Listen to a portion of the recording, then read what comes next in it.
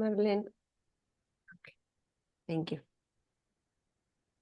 Welcome to LinguaBiz podcast. Today we are honored to welcome Dr. Vincent Troy Greenier, Associate Professor in the Department of English in the American University of Sharjah and an international recognized scholar in Applied Linguistics and TESOL. Dr. Greenier holds a PhD in language learning and teaching from the University of Auckland, a master's degree in TELF and TELS from the University of Birmingham, and a bachelor's degree in psychology from Eastern Michigan University. Throughout nearly 2 decades of professional experience, he has taught and conducted research in the United States, South Korea, New Zealand, and the United Kingdom. He has served in academic positions at institutions such as the University of Aberdeen, Bohan University of Science and Technology, and Andong National University. Dr. Grenier has published extensively on creativity in language teaching, teacher identity, leadership in ELT, teacher well-being, reflective practice, and innovative qualitative research methods. His work has appeared in leading journals such as TESOL, Quarterly System, Language Teaching Research, International Journal of Applied Linguistics, and Current Psychology. In recent years, his research has focused on emerging affective dimensions of teaching, including resilience, compassion, intuition, emotional capital, and love-learning pedagogy, contributing significantly to contemporary discussions on teacher education and professional development. Dr. Greener has also presented his research at major international conferences, including TESOL International Convention, RE-ELC Conference, CAMTESOL, well, CAMTESOL, and BAL, where he has shared innovative perspectives on creativity, leadership, transcultural pedagogy, and language teaching well-being. Dr. Vincent Troy Greener, welcome to LinguaBiz Podcast. Thank you very much. It's my pleasure. Thank you for that wonderful introduction. Well, thank you so much for being here today, Dr. Greener. Based on your experience across different countries, what do you believe are the most important qualities that contemporary language teacher education programs should cultivate in future teachers? I think that the most important quality, regardless of national context, although some things are different according to the different countries, but the most important quality, I think, is creativity. This is what I did my doctoral thesis on. This is what I remain passionate about in terms of research and teaching. I think it's the most important quality because creativity is a catalyst to so many other qualities related to effective teaching and to a sustained career, to continuing to be a language teacher. It helps teachers be curious and exploratory in their practice. It helps them make connections across ideas and the material that they're teaching, and it helps them connect better to their students. It makes teaching, I think creativity makes teaching fun and interesting. At least it does for me. And I think it's really what teaching is about. Teaching should be about exploration, ideation, engagement, connections. So I think it's the most important. There's a quote by a famous educational scholar, the late Sir Kenneth Robinson, and he said that creativity is as important as literacy, and we should treat it with the same status. And I agree with that in general education and in language teaching. I think it is, one of the most important things teachers should focus on when they step into the classroom.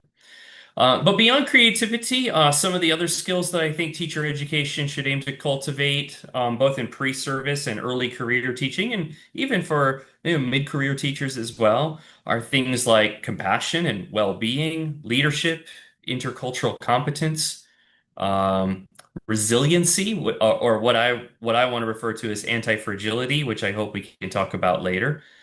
And I think those are the main qualities.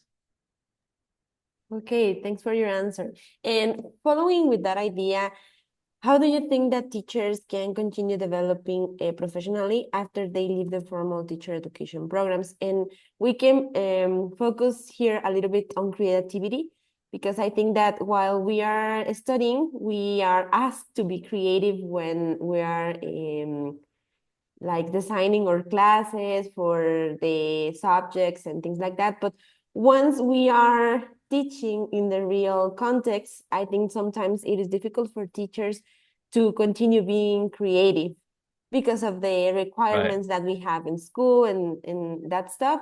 So how do you think that we can continue developing this creativity when we are teaching? Well, I think there are many ways to develop as a teacher in general, but specifically creativity, I think it's like continuing to read and to understand what creativity is in language teaching and learning. But I think the most important thing is, trying to be a creative teacher. I mean, exploration in your own practice, trying new things. I think when teachers, especially early career teachers, enter the classroom, they first try to, enact what they learned in their teacher education program. That's the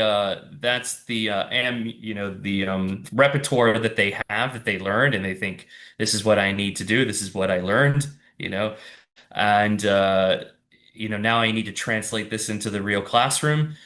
Or they do what other teachers in their school are doing. Some teachers will be just like, oh, do it this way, just teach these pages, or teach students want to practice for the test or whatever it is. And novice teachers go, okay, I guess this is what I'm supposed to do. And that obviously is not conducive to teaching creatively or to engaging students in creative learning. It's not to say that teachers don't learn about creativity in their teacher education programs. Certainly they do. In most programs, I think, and I hope. But I think it becomes harder when, they go into the actual classroom and students have different challenges. I mean, they have different needs. There's a lot going on. Instead, teachers start to focus more on the hard skills, if you will, or the kind of technical skills of teaching, like the approach, the method, and like I need to do task-based language teaching this way, or I need to make sure I do my CCQs, my comprehension checking questions, or they just get boggled down with the curriculum, just trying to teach the textbook materials and just thinking about, okay, I got to do this. And of course, they're concerned with discipline issues in many contexts. But I think teachers, yeah, they need to remind themselves that creativity, especially early career teachers going from their teacher education program into the classroom, need to remind themselves, I want to be this type of teacher. I want to be a creative teacher. I want to try new things. I want to try project-based learning, or I want to try using debate in my classroom, or I want to I want to do extensive reading, I want to engage students this way. So, and then they need to practice it, and they need to realize it's not always going to go well when they first start. And they need to like tune out some of the naysaying that maybe other teachers will say, you shouldn't do it this way, or students don't want to do that. And they should, stick with what's important to them and just try to be creative.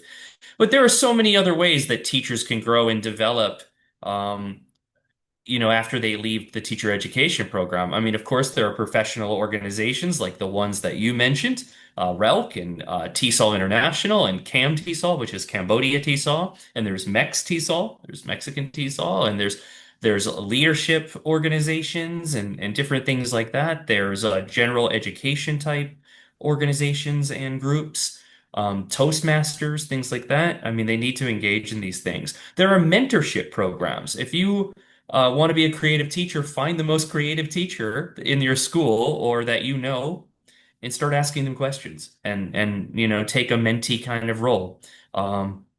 Really, really, try to learn from other teachers that are doing what you think is good teaching. Um, and of course, there are additional certifications. You can get a CELTA or a Delta. It's probably not necessary if you have like a higher degree, like an advanced degree, but you can do it. And there are like leadership certifications, and there are all kinds of certifications. Of course, there are attending conferences. Conferences are a fantastic venue to learn about creative teaching or task-based language teaching, if that's how you want to teach, or learning about innovative technologies that can enhance creativity in the language classroom. So much at some admittedly some conference talks aren't of super high quality, but for novice teachers, I think there's always something they can learn. I learned a lot as an early career teacher going to conferences, and I really enjoyed them. And I met great people. And that's another thing. You can find people, mentors, and people you can learn from and build your network with teachers that aren't even at your school, that are in a different country, and ask it what they're doing. Um, yeah, just become more involved in the learning community of TESOL. And of course, engaging with your learners. Ask your learners what they want and what they think is creative, and how, the different ways they can engage. Not all learners some learners may say, I just want to learn for the test. But I think lots of learners will tell you, I like doing this. And they have in my experience as well. Um, so learners, you can ask learners what they want and what they enjoy and about their interests, and that will help. That if you do what they're interested in, if you include what they're interested in, they're more likely to be creative, and you're more likely to be creative as a teacher to integrate those interests.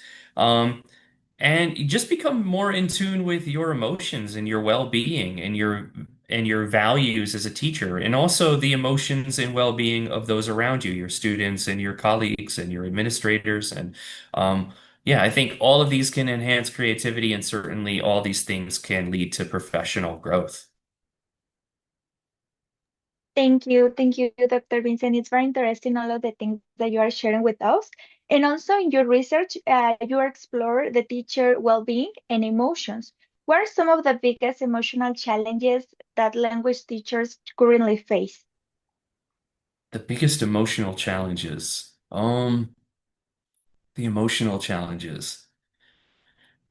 Well, I mean, teaching is a rewarding and a wonderful profession. Of course, you know that. We impact the future in ways that we don't even realize. I think teachers need to think about that and reflect on that. But it can certainly be a difficult and job, and sometimes a thankless one.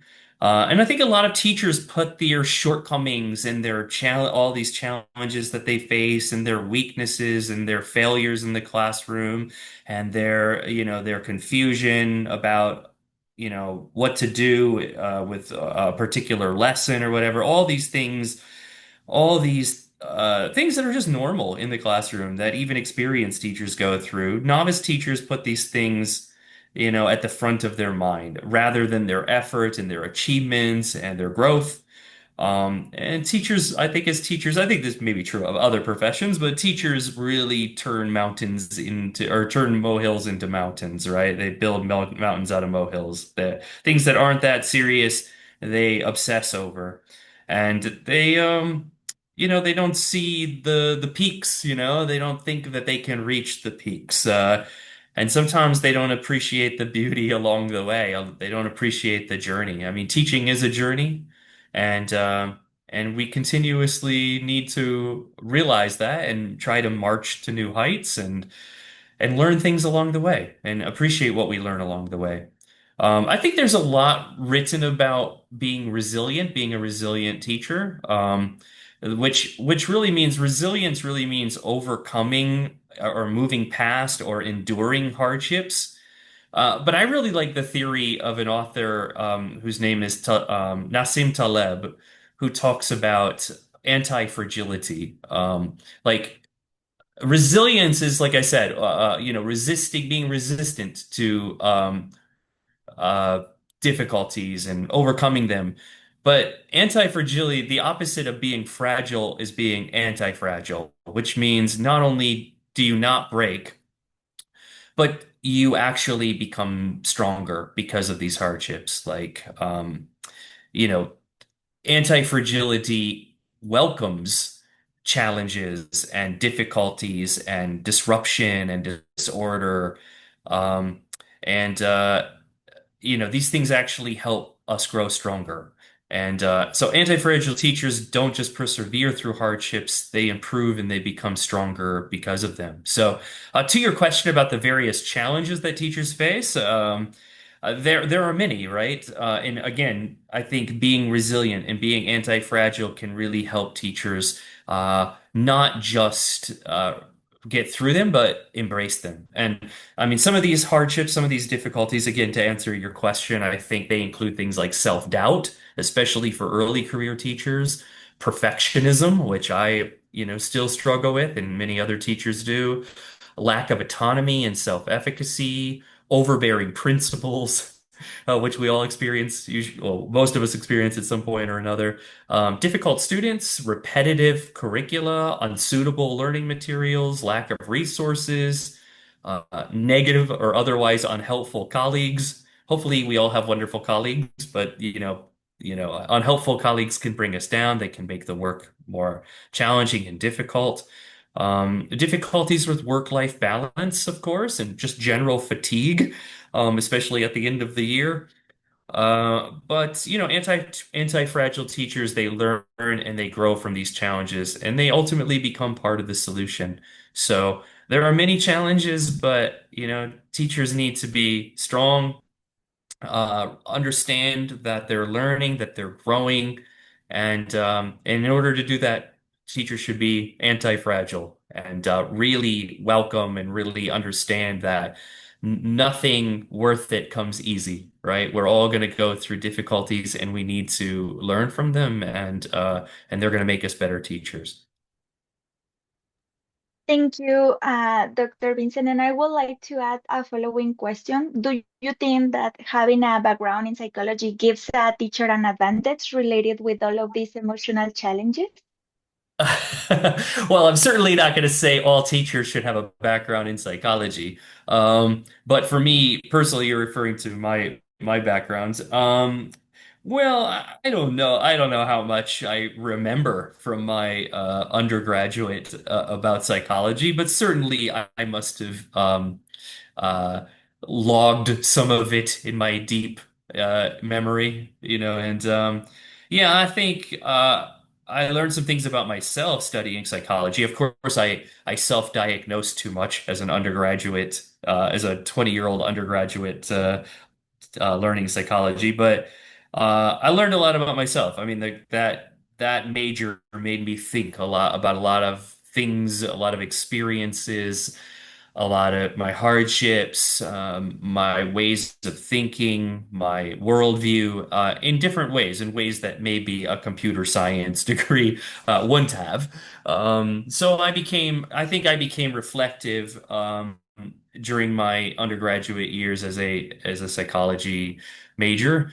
And I think probably there's some things that I took like from social psychology and other courses like it, but I wouldn't say that uh it's so like intuitively, I guess, or maybe subconsciously.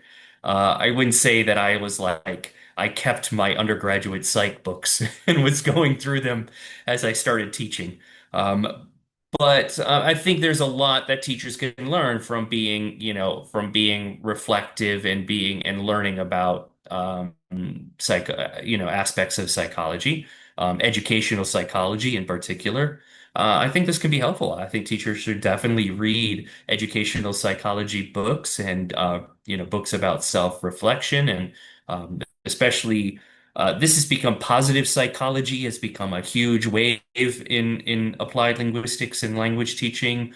And I think it has a lot of value for teachers. I think that definitely teachers should explore this literature because I think it is helpful. I mean, just writing these articles that have to do with psychological elements and theories has helped me think more about my teaching.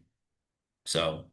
I don't know if my undergraduate degree helped much, but learning about psychology has helped me Thank you so much for your and can answer. and can help Go ahead. others. Yeah. Sorry, go ahead. Thank you so much, Dr. Grenier, with your answer.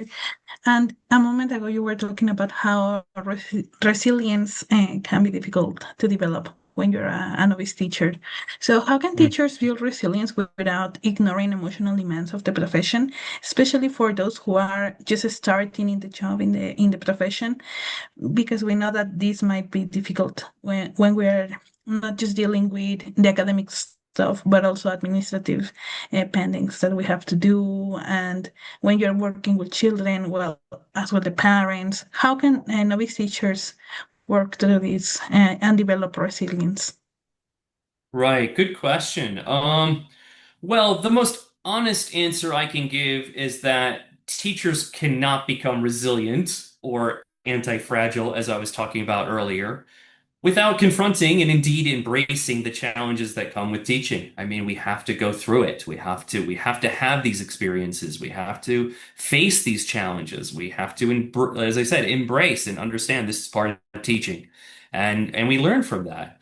Um, so teachers need to understand and welcome these challenges and the various demands of teaching as part of this amazing journey of being and becoming an educator.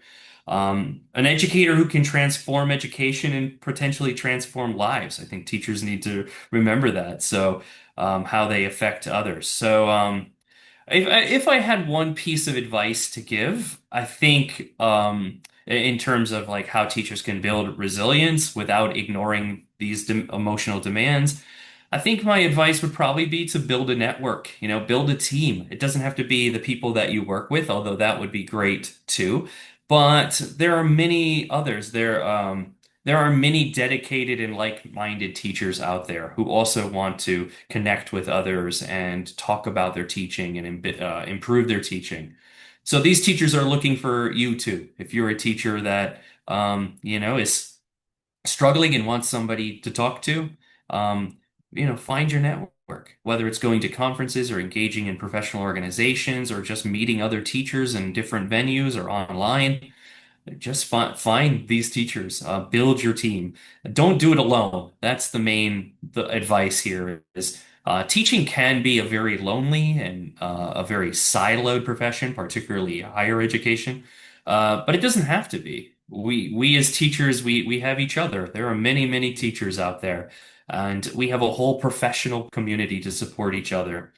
Um, so whatever kind of teacher you want to be, there are other teachers like you. So find them and like I said, build your team, engage with them, ask them questions, bounce ideas off of them. Share your challenges and seek support from other teachers.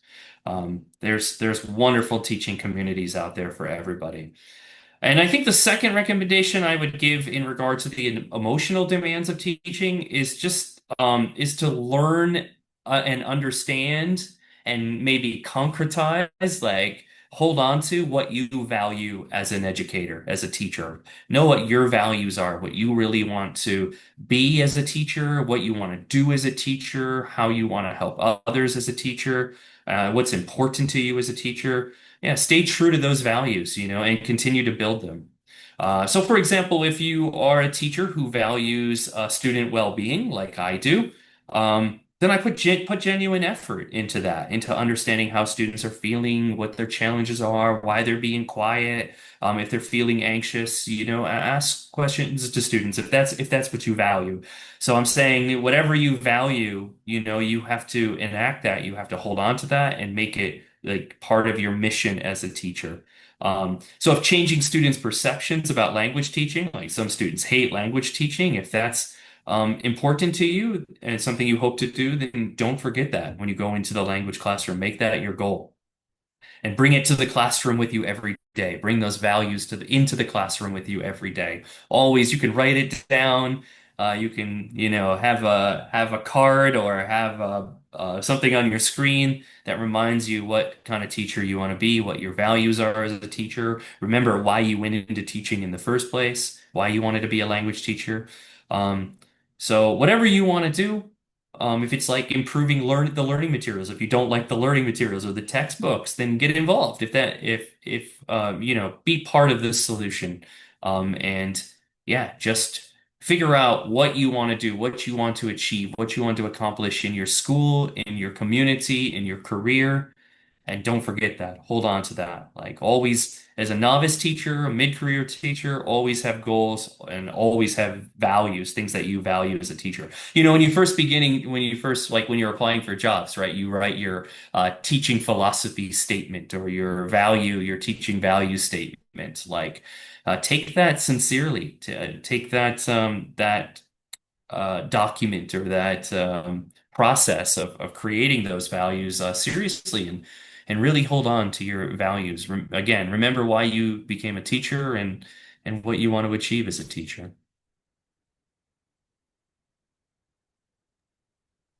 Okay, thanks, Dr. Greener, for your answer. Now, you have also written extensively about teaching leadership. What does leadership look like in the language classroom when the teacher does not hold that administrative position? Okay, what does leadership look like? Well, I define in one article, maybe one of the early articles I wrote on teacher leadership, I said that it is the interaction of a number of qualities, and it's somewhat difficult to define. But then I published an article a few years ago that offered a model based on the existing literature. So it was a systematic review of the literature on teacher leadership and language teaching. And the main components of this model and the main things said in the literature were reflective practice is a form of leadership, thinking about your teaching, again, thinking about your goals, thinking about what you're doing, differentiated instruction, teacher empowerment, and relationship building. These were the four core elements. So again, reflective practice refers to teachers who are actively engaged in reflection and they think about their teaching deeply. They strive to continue to improve it. And they just think about their teaching all the time. They keep a notebook about their teaching, and they just reflect deeply on and critically about their practice. Differentiated instruction. There's a whole literature, a whole wide-ranging literature on differentiated instruction in general education and in language education. And it just refers to, you know, adjusting and tailoring instruction for specific classes or for specific learners.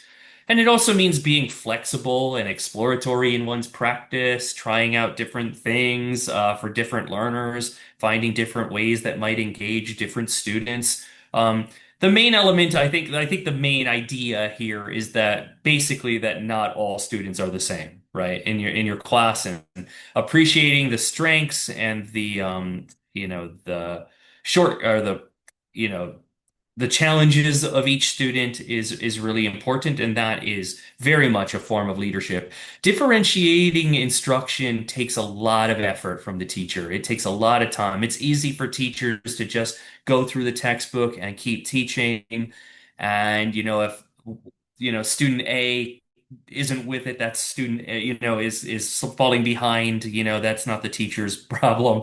It's very easy to think like that as a teacher, or if like students aren't responsive to the book, they don't like the book, the book is very static and boring, the topics are boring, the teachers just go, well, this is the book that I was given, you know, and one student likes it or that student likes it, you know, so um uh, and it's very easy for teachers to kind of fall into that mindset, you know. And to some extent, it's true. Like not everything is there, you know, up to them. But differentiating instruction really means attending to these diverse learners and the fact that students learn differently and they have different experiences, they have different interests, and they have different things that they want to do. So this is not an easy task for teachers, busy teachers, especially with large classes, which is the case in many Asian countries. So it's not easy. But it's important as a form of leadership. The other element, empowerment. Empowerment can be difficult for teachers because A lot of it depends on the institutional context and the working environment. What teachers are, who their principal is and things like that. But uh, teacher empowerment refers to teachers who develop a sense of agency and an autonomy and enact the changes in instructional approaches that they believe is needed for their learners, regardless and sometimes in spite of these administrative or institutional constraints. They really care about their learners, and they know that the learners need different things. Learners need um, to, they need new materials or they need more listening practice. And empowered teachers say, this is what my learners need, and this is what I need to do for them as a teacher. But it's difficult to be an empowered teacher again because of, a lot of it depends on, administration, the institution, a lot of other factors. But empowered teachers act with agency. They have a sense of autonomy. They feel like they know what's right for their learners, and a lot of this is based on experience. But novice teachers can be empowered teachers too. And let me see, what was the other one? Relationship building. Relationship building was the big one. Um, there are many qualities under the category of relationship building, but I think the major attributes were like rapport building with students and with colleagues, being an inspiring teacher, passion, being a good communicator with students, empathy, and supporting students. And as I mentioned, collaborating with other teachers, that was an important sense of relationship building as well, not just with students, but with other teachers and administrators, and also just building this kind of sense of community. All of this is relationship building, right? I did another empirical study with George Whitehead from the University of British Columbia. And we asked teacher educators and also early career teachers about their opinions about teacher leadership, their views on teacher leadership. And they said basically these same things, but they also included like elements of mentorship, like getting feedback about their teaching and about having experienced colleagues, experienced teachers that they can talk to and that they can get advice from and that can help support them. Um, and yeah, they emphasize that the feedback on their teaching should be constructive and helpful and targeted. Like it should be specific about what they need to do to improve. Um, yeah, a lot of these have to do with reflective practice and collaboration, but they're really about, building relationships and appreciating the whole learning community. So all of these are important elements of how I would define leadership in language teaching. And following the same idea, many teachers feel constrained by exams, textbooks, or institutional policies. How can creativity still flourish in those contexts? Yeah, I get this question somewhat frequently at conferences when I talk about creativity, but I think the important thing to state at the beginning is that creativity is a way of teaching and learning. It's not an alternative to learning. I mean? It's these two things are not mutually exclusive, right? I mean, we teach creatively because I think it's a more effective way to teach and for students to learn. In fact, there was a 2021 randomized control trial at it was the University of Southern California and Michigan State University.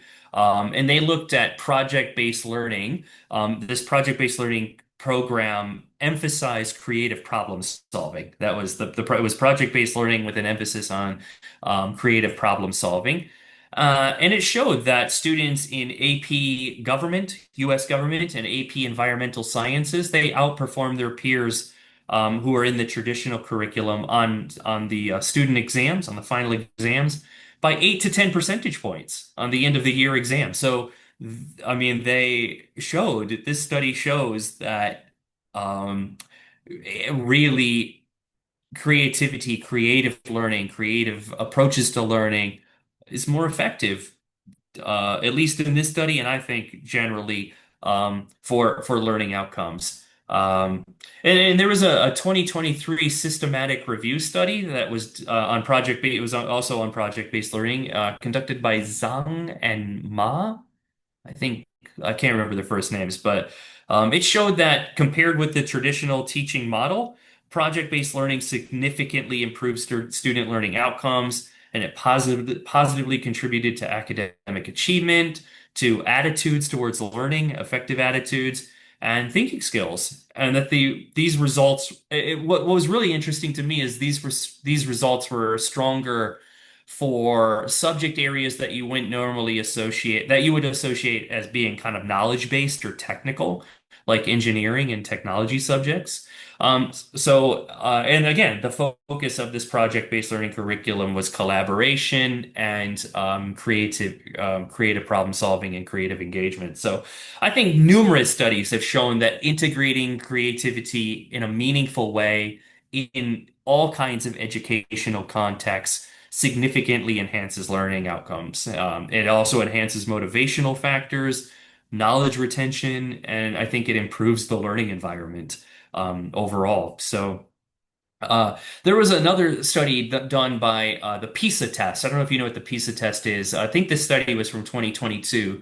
The PISA test is this international test given to students all around the world. In this case, there were 33 countries involved in this study, and it showed that creative self-efficacy and curiosity are central factors in academic performance. They are pivotal, essential factors in academic performance. Um, and I think creativity is especially important in language learning because it can foster critical analysis of the language and, creative use of the language. It makes students more attentive to linguistic nuances as they engage in language play and as they learn how to use different expressions like idioms and metaphors and colorful type of expressions as we do in language. I think it also reduces speaking and test anxiety in the language classroom. And I think it fosters better connection between students and teachers as well. So I think integrating creativity in a constructive and productive and learner-focused way, I think it boosts well-being and engagement in the classroom. And it offers a space where students can experiment and they can play with the new language. They can use language in new, fun, and creative ways. I think this is critical. Again, I think this is critical because language is often taught to students like it's an equation that they need to solve or like it's a formula. But learning a language and language itself is creative, it's flexible, it's diverse, it's expressive, it's ambiguous, it's not improvisational. And it's an inherent, as I said, it's an inherently using language learning, whether it's your first or an additional language, it's an inherently creative act.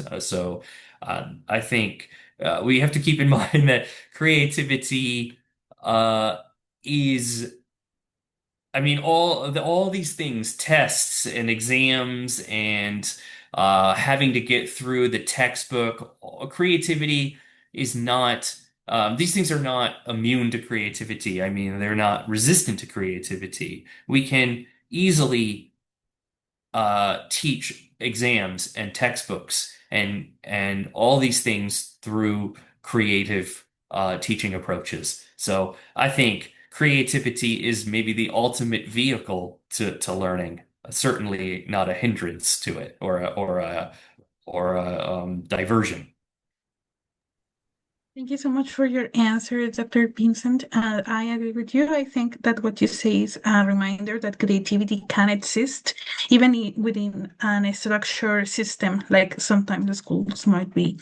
That we have to follow certain things like using the textbook or applying exams when they are due to, but we can make things different for our students and and us being creative allows them to also be creative within our classroom. If they see us experimenting, they are going to be willing to do the same. They are going to feel in a safe space space. And I think that is something that not only the teachers need to realize, but also the administration, because sometimes it is seen as opposites, like being a creative teacher doesn't match following the institutional demands, and we can make those things collide and work actually, and they can be useful, more useful for our students at some point. Thank you. Yeah, I agree. I agree. It makes students more creative too. Yes, absolutely. Um, yes. Okay, and moving to our next question. Among the innovative teaching approaches you have explored, which have had the greatest impact on student engagement, and how can reflective practice become a meaningful habit rather than a simply requirement for assessment or evaluation? Oh, well, I think we talked about reflective practice quite a bit already. Again, it should be like a value that you have as a teacher to improve. That's an important value as a teacher. And I think, um, if you really want to think about your teaching rather, and you want to improve as a teacher and you want to have knowledge of your teaching, you want to act with knowledge, you want to innovate with experience, with, having thought on your experiences, having reflected on your experiences. You want to learn from that knowledge, right? So I think if you want to be a good teacher and you value, um, continuous development, then you will engage in reflective practice. I think it has to be something that you value, and then I think you'll become consistent with it. And I think maybe that's the other thing is you have to be consistent with reflective practice. I did at one time in my career. I always now reflect on my teaching, and I don't always write it down, but I reflect on my teaching in my classes. But I would say maybe there were a couple mid-career years where maybe I didn't. Or at least I wasn't consistent with it, and I kind of got away with it, and I got stuck in this rut of teaching the same way, doing the same thing, not really improving, not really thinking about my teaching that much. Um, so I had to remind myself that these are my values. I want to be this type of teacher. I want to be reflective. I want to be a leader. I want to enact leadership in my classroom. So I need to think about what I'm doing. And yeah, then I started like making a schedule for myself to reflect, to keep a notebook of my teaching. But reflecting doesn't have to be just internal, or individual. I mean, we can reflect when we have discussions with other teachers about what worked for us and ask them questions, and we can, share our ideas at conferences or other venues like that, and get feedback and get other people's perspective and insights on this. So reflecting can also be a collaborative and shared act. And indeed, I think it helps build compassion in the profession of teaching when teachers share their difficulties and their achievements and reflect together. So, I mean, there are many ways to think about what reflective practice is and how we can benefit from the reflection that we do. But we have to make it a habit. We have to be consistent. We have to make it a habit. We have to make it a value. And we have to want to improve as a teacher. Hopefully, whatever your job is, you want to get better at it. You want to be one of the best at it. So you remind yourself again of that you want to be a better teacher and why you became a teacher. And then I think, you'll start to reflect more on where you've been and where you're going as a teacher. One thing that helped me is like one time I just looked back. I don't recommend that people, take selfies of themselves while they're teaching. I mean, they can, but or videos. But I did like some research where I took photos of my classes over a period of time, and I had some videos from my early career teaching, and I had some demo videos that I did for job applications, and I looked back on those as well. So I had like this kind of like timeline or this record.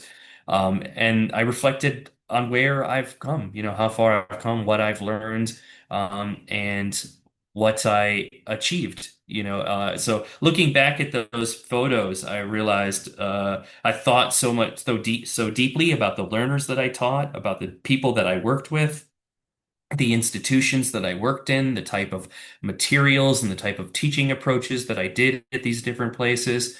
So yeah, keeping some kind of visual record or video record, or if you have it, then just look back on it and think about it. So I think there are many ways that we can engage in reflective practice, again, alone or with others. We just have to do it. We have to remind ourselves to do it and think about what it can do for us, to reflect and to share and to try to improve. To the first part of the question, the first part of your question was about what innovative teaching approaches that I've explored. I think I've taught, this is a bold statement, but I think I've taught about as many different approaches and methods that you could name. Every teaching approach that I can think of, I think I've done at some point along the way in my 23-year career as a language teacher. But I do have favorites, and I'll share those with you. But I saw one of your in your earlier interviews. I think it was with Brian, and a couple times he threw the question back at you. So I think maybe I'll do that right now. What are some of the ways that what are some of the innovative approaches that you've experienced as a learner? That's a really interesting question. And actually, we talked to Brian that Brian, you were the person that we need to ask you the question. Please don't ask us questions. And he was like, no, You told him ladies, that. no, See, you ladies, didn't I'm tell me going to that ask before you the a lot of interview. questions. I think that in my case, as a learner, I wasn't aware about what teaching methodologies my teachers were using. But Brian gave us a class about second language acquisition and material design. And with him, we have been talking a lot about teaching methodologies. And I think that now I can answer the question. And I can say that most of my classes, when I was a learner, as an English learner, my teachers were following a lot the textbooks. They were trying to be they trying to be creative, but it was kind of difficult for them because they were dealing not only with 10 students, they were dealing with 20 or 30 or even more students. So now that I'm on the other side of the classroom, that now I'm the teacher, I know how hard it can be for the teachers to be creative when you don't have like all the resources. But something that I have learned is that with your voice, that it's an important material that you can use, and your voice can be really creative for your students and for your classes. So I'm still now as a teacher, as an English teacher, I'm still dealing with those teaching methodologies because I want to learn her. I want to like nowadays I can notice the big difference between, for example, grammar and translation, but it's still difficult for me to identify task-based learning, to be honest with you. So I want to, for example, you mentioned it, that this approach is very uh, useful in English classes, and students tend to have a positive um answer when teachers are using it. And I don't know, I take my notes here and maybe I'm gonna take a look about that and maybe to try to use it in my classes. Mhm. Okay. Marlene, what is an innovative teaching approach that you've experienced? I'm sorry, Briza. Sorry, Briza, yeah. Well, I think that studying a master has been the most innovative thing that I have experienced because I have learned a lot of things, not only about how to teach, but about the process of, for example, even selecting materials, selecting effective materials, and also how or what is going on the brain of my students. So I think that right now I start to question a lot of ways of teaching, especially because I work in a private institution. And here, well, I have to follow a lot of rules. I have to follow a lot of policies, and sometimes I do not follow them because I know that I start questioning, Yeah. and for me, some of them are not like very effective, but it's because all the knowledge that I have been gaining in the master and all the research that we are forced to do while we are reading and while we are, for example, taking our classes. So I think one of these or one example could be like that I work in private elementary school, and in this elementary school, we have a policy that is also related with my thesis, the English only policy. And sometimes I have seen that we don't have any training, but we are asked to follow that policy inside of the class. So what I do sometimes is that I try to look for strategies. I talk with my colleagues. I reflect on what they think, what they do in order to implement the policy. And I try to implement the policy, but with some like flexibility, because I have seen that even if it worked for some students and this policy helped them to learn, I have problems with other students which we that they don't understand what I Right, am right, right. telling. And also for me, well, I try to give more importance to the learning instead of the following the policy. So I think that's one of the examples. I have other that is that sometimes in the platform or sometimes in the materials in the books, there are some activities that are really unnecessary, and sometimes they are like very repetitive. So what I do sometimes is try to adapt those activities to something more significant, and also sometimes I try to skip some of them. I try to finish the material, I try to finish the book, but if I have the possibility and there is something that I think that is not going to be significant for my students, I try to skip it. And I think that this process that is going on with me is thanks to the master, because here I have been learning a lot of different things, and I think that that's very innovative because all of my colleagues, they are not, some of them, they are not even English teachers. And I have the opportunity to be an English teacher, to have a bachelor degree in this area, but also to study a master. And I think that's innovative, but also that's Okay. problematic for the coordinator Thank sometimes. you. Thank you. Carla, how about you? What is an innovative teaching approach you've tried or even maybe even learned in? Okay, yeah, as you ask us these questions, I started thinking about my experience as a language learner. And back then, I will say 10 years ago, I had this English teacher that for the first time used authentic material. In this case, were videos that were not specifically created for learning, but that were more like about general content in English. And that blew my mind as a student. Back then, I didn't have access to this kind of content because I didn't have access to a computer like full time like I do now.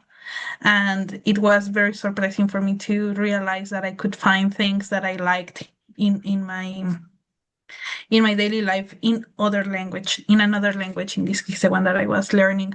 And that's something that stuck with me. I clearly remember her dynamics on how she presented us a video, and then she set us up in teams, and it was just a very meaningful conversation. Afterwards we watched the video, and now it's different because the students have more access to technology. They can access to this kind of materials more often and more easily.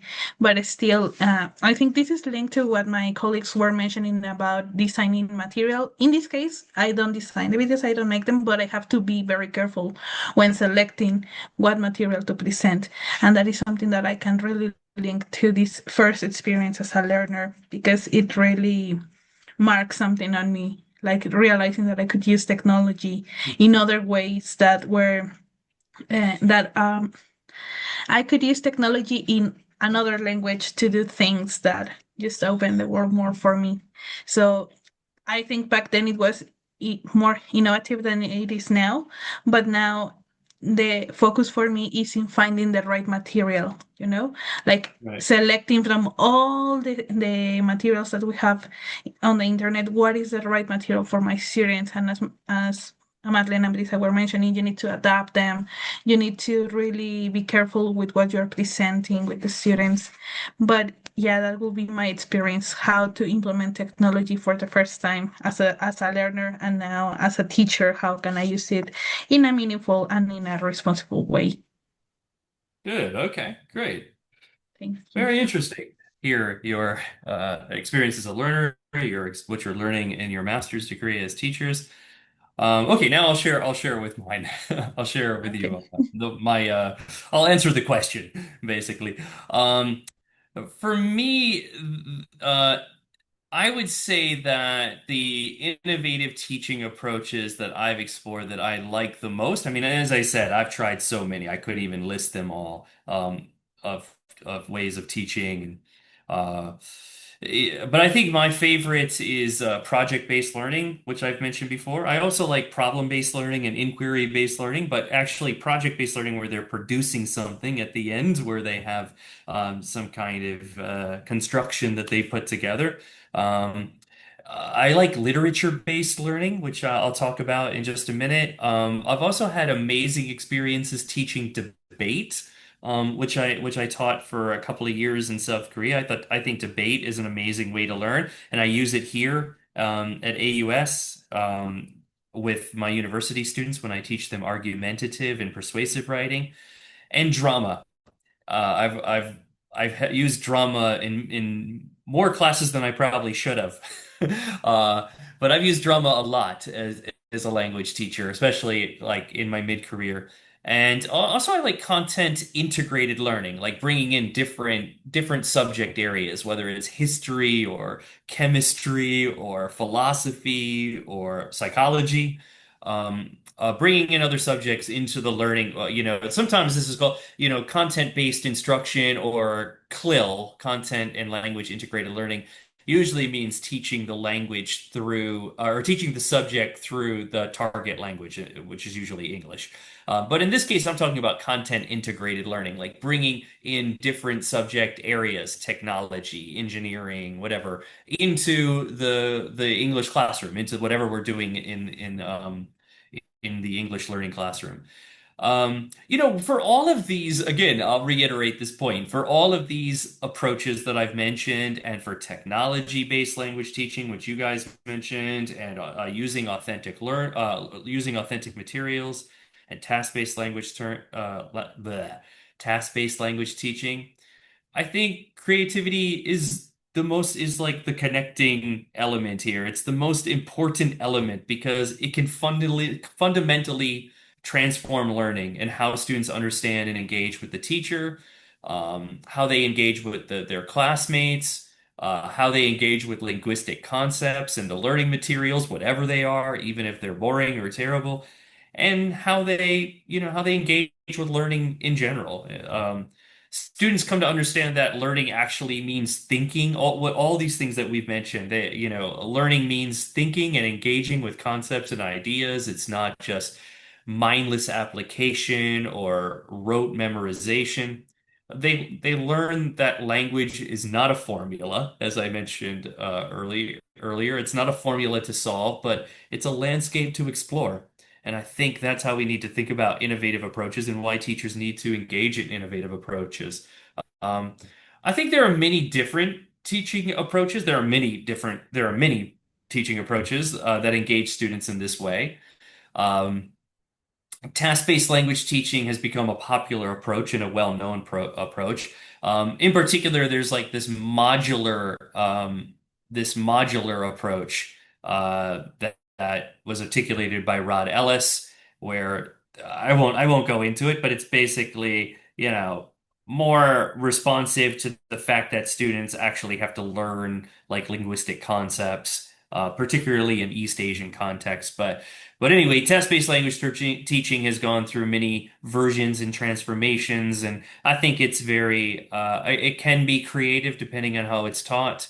Um, but for me, I love finding ways that can incorporate the full range of their creativity, not just they improvise in the language a little bit or they change this or that.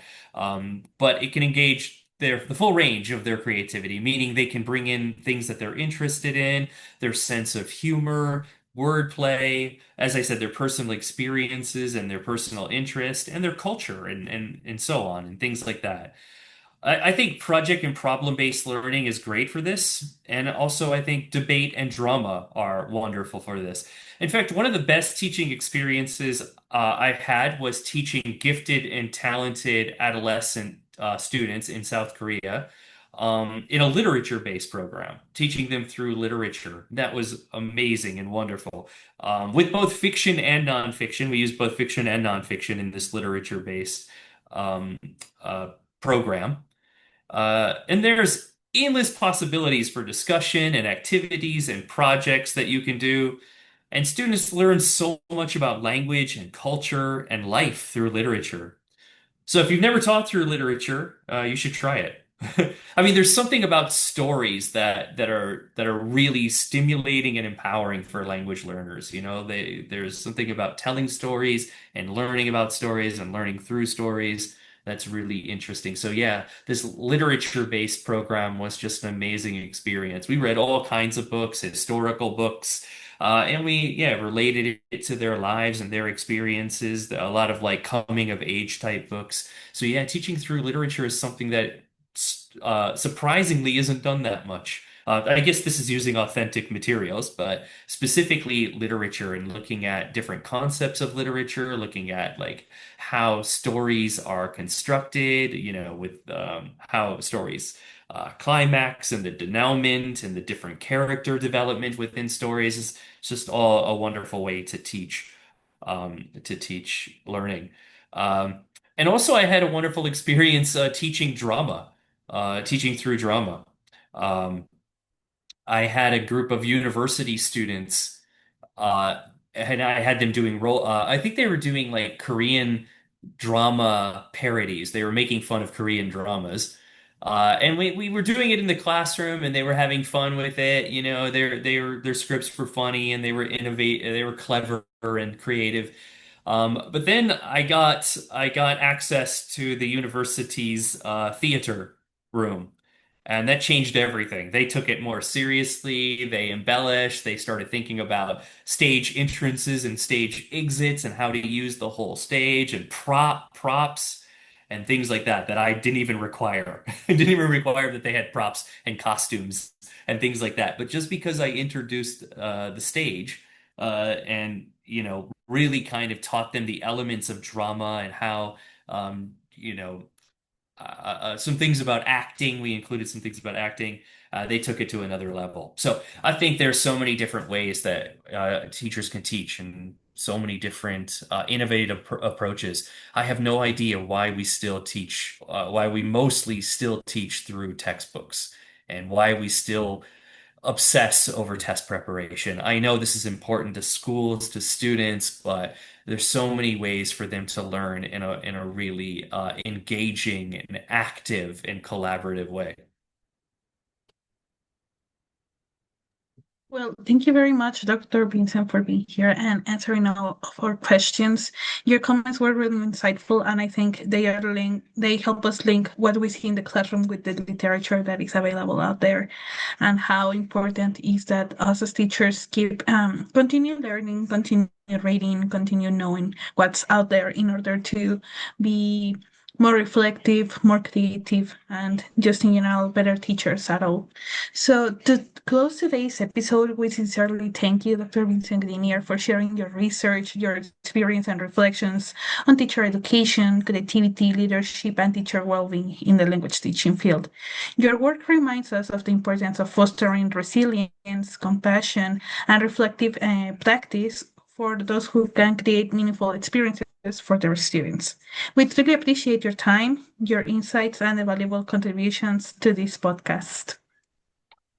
Yeah, thank you. It's been my pleasure. I really enjoyed this conversation. Thank you very much for having me.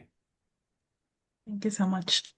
Thanks, Dr. Bye. Greenier. And also thank you to our listeners for tuning into this episode of LinguaVis. Don't forget to subscribe and share. Until the next time. Thank you, everybody. Have a good night or a good day. Good day. Thank you. Thank Sounds good. you. Bye. Don't See go, you. Take Dr. care.